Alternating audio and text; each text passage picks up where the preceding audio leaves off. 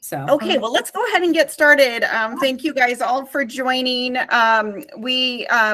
and I had the great privilege of going to ASHA in December in DC. And so we wanted to kind of talk about some of the sessions we went to, the themes we were hearing, and kind of how that relates to what's happening on the ground in schools for all of us. So if you guys haven't already, can you just drop your name and kind of like the area you're from, your state, in the chat, just so kind of everyone knows who's who on the call. And then I will kind of kick us off with some topics that I know we pushed out over email that we wanted to focus today on.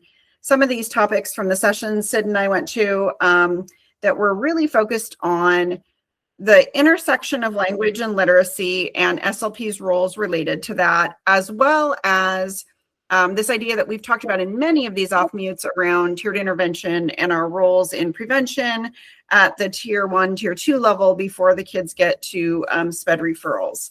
So, so one of the other things that happened this year that was a topic at ASHA, but for us at Amplio has been a topic for us otherwise, because we also have this other arm of our company that works with reading interventionists, is that IDA released this new dyslexia definition.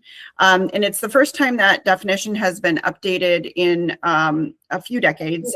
And one of the things that came out of the new definition was that oral language deficits were a risk factor for dyslexia. And so it kind of like brought full circle all of these themes that kind of we've been plugged into, which is like the intersection of language and literacy and, you know, tiered intervention as part of our role in addressing what could become reading deficits later on. If we're intervening early enough, we can maybe stem some of that tide as well and support kids' literacy development early on. So anyway, I was wondering kind of, these are definitely topics we hear about a lot because of the customers that we deal with and who's looking for, you know, Amplio supports. But I'm curious kind of from all of you guys, if these are topics that you guys are talking about in your school teams a lot and what it's looking like. Stacy, I know you've been with us before and we've talked about this for sure. Oh, because I'll say for sure okay. that oral and written language definitely, you know, having the connection that it has, that's something that I've talked a lot to the teachers about. And so I was getting a lot of referrals for a whole bunch of things, and I was trying my best to get ahead of the curve and what that would look like. So I've actually done a lot of push-in lessons and to try and mitigate, you know, how many kids I was going to be having on my caseload, you know, kind of trying to get ahead of the curve there.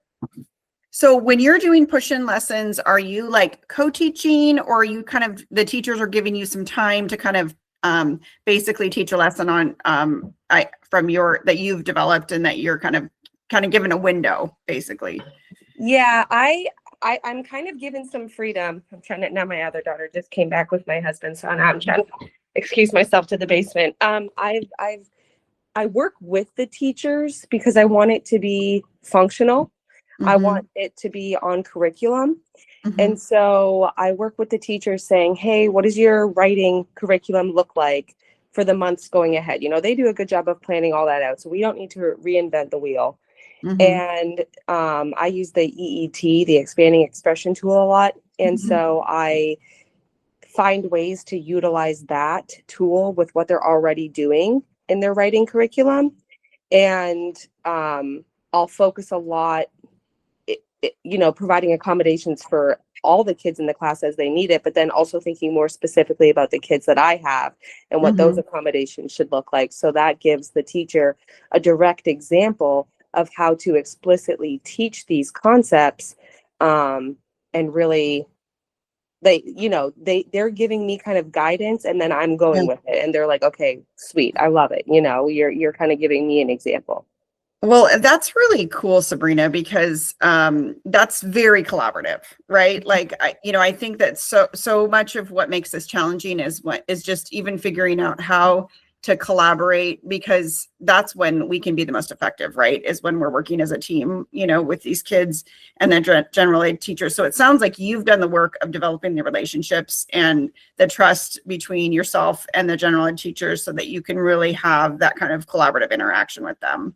I was nervous about it this year. Our district just redistributed the kids. So I used to work in a building that served, well, actually I've done K to 12, but I used to, in the last few years, most recent years, I did K to 3. And the district redistributed the kids where all kindergarten, first grade students went to one elementary school. And now all second and third grade kids go to the school I was at. So that included teachers moving as well. And so I was nervous about going into this year, and I knew I didn't want to lose what I had, already put into place, for the last number of years. And half of the teachers I worked with were new to me and I was new to them. But I'm thankful to have good support from administration to say, no, what she's doing is important. It's not any extra work. Let her show you what she's doing. You don't need to plan anything. She'll do everything. And so with that kind of piece of information, yes, now it's, halfway through the school year and they're like, oh, okay, yeah, I see, what you're saying and we can trust you. You're not up to no good, Yeah. Oh, that's great. That's great. Well, and Stacy, I saw you dropped in the comment too in Kansas, you guys have had a lot of, so it sounds like you've had trainings like across professional teams where you guys have been able, so you and the teachers have been in the same trainings around kind of simple view of reading and how oral language fits into that, which I think is so critical, right? And I think it's really, that's a lot of the sessions, that Sid and I went to really were kind of focusing on the fact that like we have so much expertise to bring to the table with these discussions. And, I think that it's surprising sometimes for the general ed teachers to understand that this is an area of expertise we know a lot about. And because they think of us as speech teachers, right? And articulation in a lot of cases. And so the fact that we have all this expertise around oral language and all the stuff that they're working on related to syntax and grammar and vocabulary and all these things are so interconnected that it's great that you guys have had those opportunities to kind of like, oh yeah, by the way, we can really contribute to this discussion.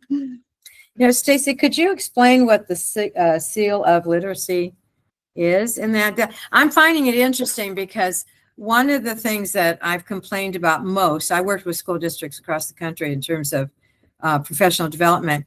And one of the things that always just amazes me is that at the beginning of the school year, they gather all the teachers and they, do the professional development for literacy or whatever the topic is, MTSS. And then the SLPs aren't invited to that. So we do our own thing, and so when you use the word that your administrators, back to Sydney's comment about the administrators, sort of pave the way, or I said, yeah, it's okay. They work well together. Those are two key points to success, and that is co-training and having administrative knowledge and support.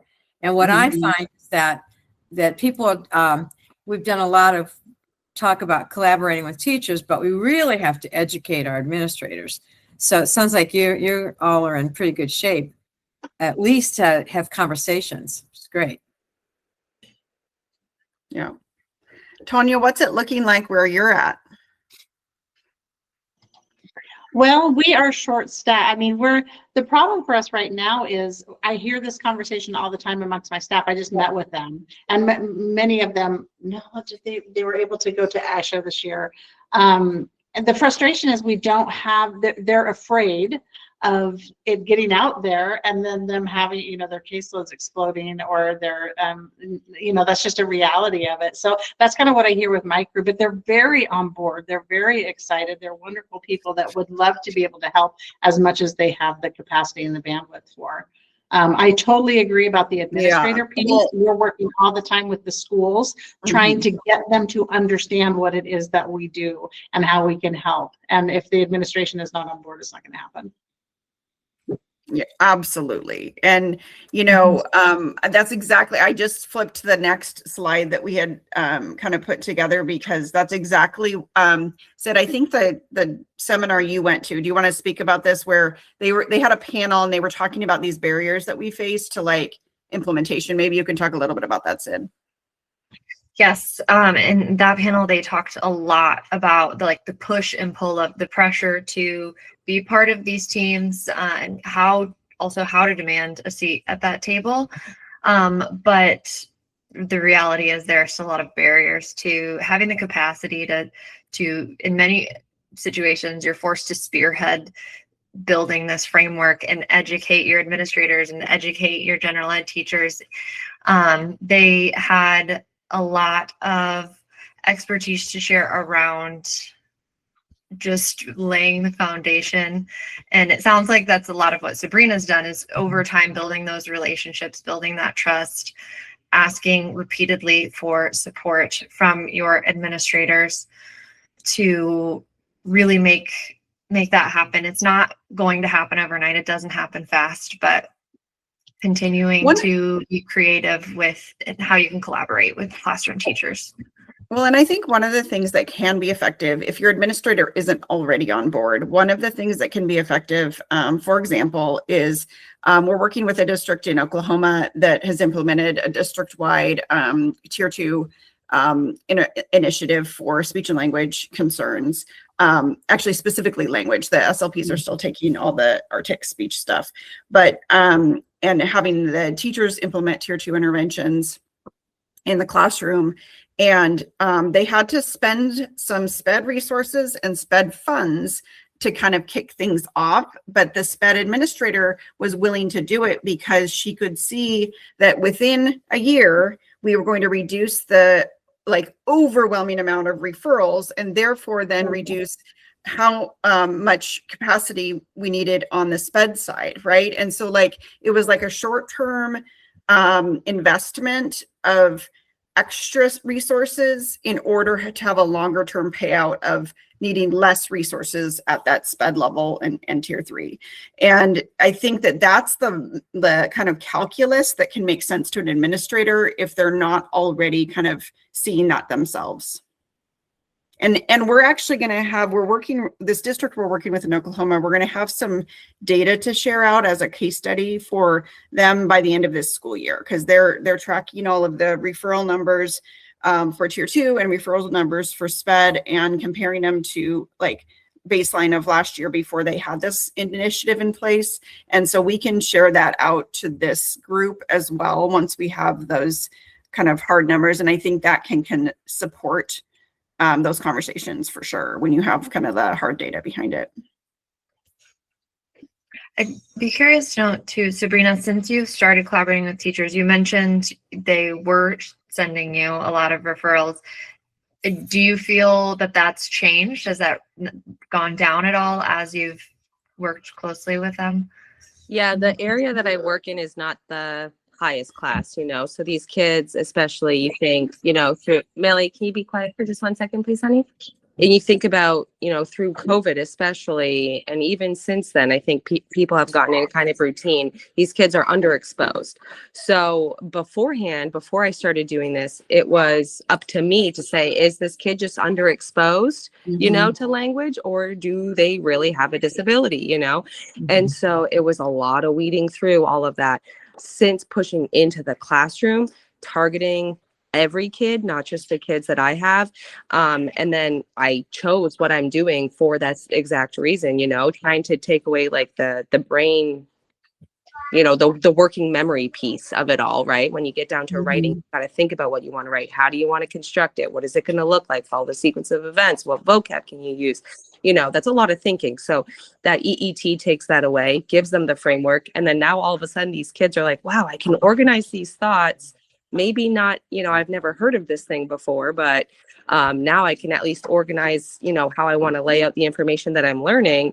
Suddenly the teachers are like, oh, this kid, gets it. They didn't have a disability, they were just underexposed and didn't know where to start. They were overwhelmed. So yeah, definitely a huge difference.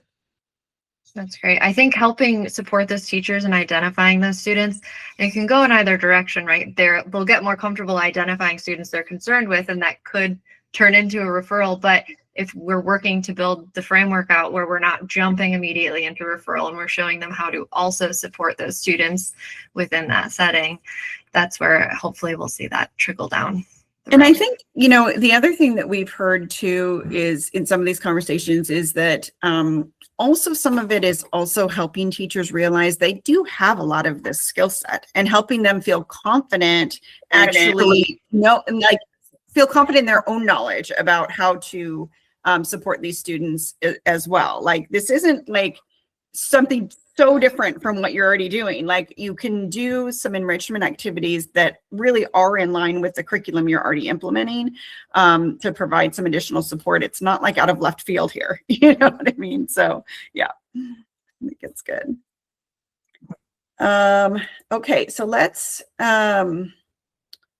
yeah, so I'm curious kind of like what your guys's experience in your specific districts has been with, you know, that it sounds like, Sabrina, you've been pretty successful at like making the case for that early intervening, where these are kids that are not yet identified, but they need some support, and I'm going to put my resources there. And Tanya, it sounds like from your perspective, the barrier has been just the caseload overwhelm and capacity issues to doing that. Not that people don't want to, right? Yeah, exactly. Yeah. And maybe we just need to bite the bullet and do it, is what I'm hearing too. But it's like it is that scary leap for everybody when they're so overwhelmed right now. We just cut FTE, you know, yet again, and it's hard. So we have to work smarter. We do. Yeah. Yeah. I think something that helped me a little bit with that too, and that I try and pass on to, you know, the CFYs the CFs that I take on is, in the schools, we really have a different job, right? Like our job is not necessarily to help every single kid that comes through, you know, that has some sort of some sort of delay of some kind, although that would be wonderful. And I've done the clinic side of things too, but you know that at least in Ohio, the state asks us, you know, does this kid, you know, have a disability? And so does it have that impact on their education? Whatever it is, does it have an impact on their education? And the language side of things, that's easy to say, yes, of course, he can't follow directions in my testing. He's going to have trouble in class, or she's going to have trouble in class. But the thing that I started to kind of think more about is, okay, they have these articulation issues going on, but is it impacting them academically? Does it show up in their reading? Does it show up in their writing? Is it showing up socially? And if not, you know, I can't, unfortunately, ethically make the case to the state to say that they have a disability that is affecting them academically or socially. And so I actually, it kind of goes with this, but created a very, very, you know, non-standardized, just little thing to say, okay, here's a reading passage bombarded with R's, if that's what you're struggling with. And here's 5 comprehension questions that go with it. That's going to be like one versus run, doe versus door, you know, all those things. And can you answer the questions appropriately? And kind of weeding the kids out like that helped me bring my caseload numbers down, which then helped me. So it was like years in the making, you know, of trying to kind of think through these things in order to be able to get to the point where I'm at. But that takes a long time, you know, that's years in the making. Yeah. Emily just joined us. Hi, Emily. I'm so happy you're here. Hello. Hi, Sorry, Emily. So I was referencing you earlier. So Emily's the one who spearheaded this initiative in her Oklahoma district around using tier 2, doing tier 2 interventions for language. And it's been, it sounds like really, I mean, I know it's been a lot of work, Emily, but it's been pretty successful from what I'm hearing from Perry and everyone else. Yeah. I actually just talked to Kara. Oh yeah. And we were going over some numbers and stuff. And of course, like we're comparing midway numbers to end of the year numbers. So it's not apples and oranges, but overall our evaluations are down and our referrals are down because we had like 500 referrals and only 290 evaluations. So it's really kind of helped us hone in on kids that actually need special education instead of referring everyone. Right. Yeah. Oh yeah. That's really the what we were talking about earlier. I mean, that's how you make the case to admin that this is worth doing, because if they can easily understand that, like reducing 500 referrals down to half of that is very worthwhile everyone's time. Yeah. For sure. Yeah. Very good. Well, Emily, I was telling these guys, Sid and I went to ASHA, and it was we participated in several different sessions that were really kind of focused on these sort of overlapping themes of dyslexia, language and literacy, and the language impact on reading development, and then how SLPs play a role in this. And then tied into all of that is this idea of tier 2 interventions, right? So like if we're providing the appropriate language supports at tier 1 and tier 2 that these kids need, we may not only be helping ourselves by stemming the tide of over referrals to SPED, but also really impacting literacy on a school-wide level too. I mean, that's the hope, right? That we're providing the appropriate supports they need for robust literacy development. So go ahead. I was going to say, kind of related to that. So SLD has a oral expression and listening comprehension component, and like our district hasn't had a way to provide interventions for that and collect data, so we just didn't do SLD for those areas. But we're trying to get that rolling with Amplio, and our state department put out a statement kind of on when to differentiate between SLD as the category and SLI as the category. So we're using Amplio to help us kind of roll that out too. Emily, is that something you could share with us that we could share out to this group? Because I bet other people would benefit from seeing that guidance too. I don't know if other states have drilled down that far in their guidance, but that sounds very helpful. Yeah, I can send you the quote from the handbook. That would be great. Sure. Cool. Thank you. Very good. Okay, I'm trying to think if there was anything else. Yeah, I mean, I think we kind of talked through the main topics that Sid and I were thinking about. The other thing I wanted to mention is that Sid and I wrote up some blog posts after we went to ASHA to kind of capture some of this. So we're going to be sending those out over the next few weeks. So we'll distribute that to this list also, and it gives a lot more in-depth information about the content of those sessions that we went to as well, and kind of what people were talking about. So it's a great idea. Helpful. Yeah.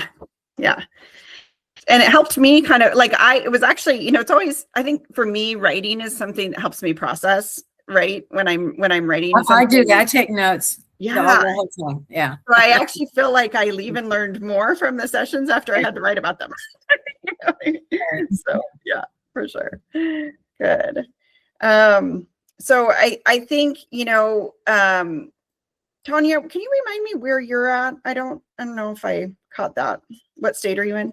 I am in extremely rural Oregon. Oregon. Okay. I'm up in Washington tiny. State, so we're in the same corner. Okay, perfect. Yeah. So it's really, really small districts, really spread out. Yeah. Very poor. Yeah. And so you guys have probably how many SLPs do you have on your team? I have 23 SLPs and SLPAs. Oh, that's actually quite a large district for being as rural as you are. Yeah, so we're spread out. You're a large geographic area. That's how Eastern Washington is too. It's basically these large ESCs that help all of these small towns. Yeah. So SLPs can feel really kind of end of ones here and there. They can be a little isolating. I feel bad. We try really hard to get us together all the time. But my first thought when I saw Jean was, I'm going to hit Jean up to come do a training for us. Come spend some time. Oh, she's the best. You guys would love it. Jean makes it fun for sure. I tell you, one of the things I'd like to share with this group through Becca, if possibly, is because of the way I think, and operate. I've developed sort of materials for accomplishing a lot of these tasks, right? So, you know, I have a teacher, an observation, classroom observation procedure where you don't watch the kid, you watch the teacher. And so what you're watching, what you're looking at is what's the teacher's instruction like? What's the teacher's behavior like? What's the environment like? And then you think about it in relation to the child's problem, right? Yeah. So talks too fast. You know, kid can't process that. Too soft of a voice, moves around the room, very disorganized, distracting, you know, and when you see all that, and then you want to start coaching the teacher, which is what we're trying to do, then you start honing in on some of those behaviors. And, you know, and you don't go, boy, you talk too fast, but you know, like once you notice where the incompatibility is, you know, it's kind of an interesting thing. So I'm thinking, Bob, I love your questions too, by the way. Oh, good. No, Jean, I really appreciate it. Jean, I love, I've known Jean for, I don't know, we've known each other 6 years or so now, Jean, but she always has such creative ways to think about things. And I think that's something I hadn't really thought about, was doing the observation from that perspective. So I'll send that to you to distribute to the group. Okay, that would be great. About it. I think, you know, there's a couple things based on what you're talking about that I'd love to share. So, you know, I'll make sure that you get it, and then you can, and then I want to know where the person in Ohio is, because I'm from Akron. That's what sorry. That's why. Okay, bye, Stacy. I'm glad you were able to join. Good to see you again. Did she say University of Akron? That's where I went to grad school. I'm in Medina. That's why you're so good at what you do. Those zips. So I used to be the department chair there and the clinic director for a long time. Oh, very cool. Yeah, I live in Medina now, but I know all of your professors. Yeah. Oh, that's great. Sabrina, what year did you graduate? 2019. 2019. Okay. Yeah. Well, that's great. That's kind of cool. That's fun. You guys have that connection. Definitely. Yeah. So Tonya, I'm curious with you. I know you're the one that feels like it's almost feels impossible to get going. Is there anything that does feel possible, like from your perspective? Well, we just changed our model to kind of a 3-in-1 model. We're doing a lot of supervision of SLPAs, and it feels like we're stepping backwards. And I know that's frustrating for everybody. I'll tell you what is frustrating right now, because I have a lot of SLPs who are doing great things, is staff. For the first time, I've been in education for a long time, and for the first time, we have mid-year resignations. We have teachers leaving all throughout the year constantly. You didn't ever used to hear that. No, we didn't. And it's just the last few years. And it's, I see my SLPs just start to want to cry, because they just did all this work with this teacher. And then that person is moving on, and we're getting really super green people. Not that they're not good, but they just, you know, you're starting over every time. Yeah. So, you know, that's frustrating, but I think we're just kind of open and wanting to see what other people are doing, because we do tend to feel a little isolated out here sometimes. So that's up to me to reach out and try to figure out what we're going to do there. Also, can I just have one of my speech paths join? I think that would be. Oh, absolutely. Please do. Okay. We love to have lots of voices in the room. Please. Yeah. I've got the admin perspective, but they're in the field, you know, they're doing it. So.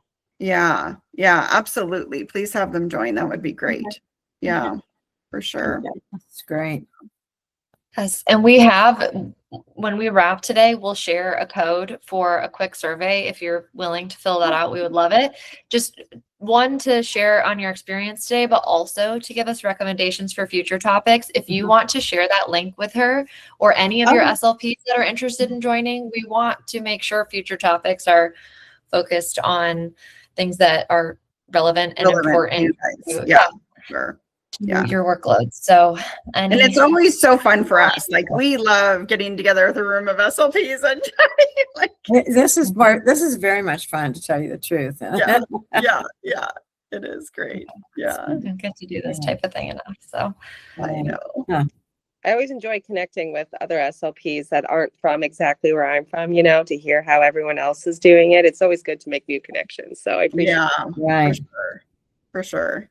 And the other thing I know I've mentioned in other ones, other off mutes that we've had is, you know, this group in San Diego, I'm super impressed with what they've done there. And if you haven't looked into that, it's worth looking into, because what they've been able to do is they took almost all of their speech production kids that had speech production issues and put them on tier 2. And the way they did it is with these like classes, essentially. So if you have a concern around speech, you go into this speech class, and then a lot of it is dependent on parent homework, which I actually think for speech makes a world of sense, right? And then also it brings the parents into that peer intervention process. So they're not saying, well, why aren't, like, you're not giving my kid the services they need. They're like, no, we're giving them some interventions and you're a part of that, right? Like, and so anyway, I know that, Emily, you guys have tried to keep speech a little bit outside of the tier 2 stuff, but I think in other states it might work. Like, looking at that San Diego model, I think is really interesting. I've been pretty impressed with what they're doing. Are they using Amplio, or is that? No, they're not. They did this they've been doing it for like, they have a couple, they've been doing it for like 10 years, and they've I know who you're talking on about. their data in the ASHA journals. Yeah. Okay. That's great. Are the SLPs doing like the classes, or is it the gen ed teacher? So no, it's the SLPs that are doing the classes, but it's a large group class, and they have waiting lists for the class. And so they like cap the class at maybe, I don't know actually what their cap is. Let's say it's 12 kids or 15 or something like that.